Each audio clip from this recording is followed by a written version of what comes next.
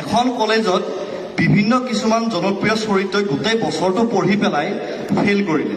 Fail কৰাৰ পাছত প্ৰিন্সিপালৰ লগত কাজিয়া কৰিব যায় প্ৰিন্সিপালৰ কেবিনত। প্ৰিন্সিপাল হ'ল হিমন্ত বিশ্ব শৰ্মা। প্ৰথমতে ফেইল কৰিলে মুন্না ভাই, MBBSৰ মুন্না ভাই, লগত আছে চাৰ্কিট। ये मामू वहाँ ग्रेजुएट में अगर कोई मरने की हालत में रहा तो उसको एग्जाम देना जरूरी है क्या? ये तूने अपन को फेल कर दिया। ये सर्किट तू ही समझा ना इस मामू को। ये भाई टेंशन लेगा नहीं देगा, खाली पीली मज्जा नहीं लाई। ইয়াৰ পাছত ফেইল কৰিলে BTADৰ দল হাগ্ৰামা মহিলাই। চাম্বা তই মোক ফেইল কৰাই দিলি না, একদম বেয়া কাম কৰিছা দেই, কিন্তু এইটো মোক পাছ কৰাই দে, বহুত বেয়া কাম কৰিছা। তই তাৰ পৰীক্ষাত নম্বৰেই পোৱা নাই, কি ধৰণে পাছ কৰাই দিম?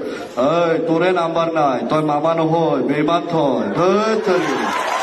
ইয়াৰ পিছত হঠাৎ এটা খবৰ আহিল যে এজন ল'ৰাই কেমেষ্ট্ৰিৰ পেপাৰ ফালি এক্সাম হলৰ পৰা গুচি আহিলে। গতিকে গোটেই কলেজৰ উৎপাত, সেই ল'ৰাজন প্ৰিন্সিপালৰ কেবিনত। তই যে কেমেষ্ট্ৰিৰ পেপাৰখন ফালিলি কিহৰ কাৰণে, তই কি কৰিবি? এই ডিগ্ৰীটো মোক নালাগে, প্ৰথম কথা এইটো মোৰ ডিগ্ৰী নহয়, এইটো বেলেগে লওঁ।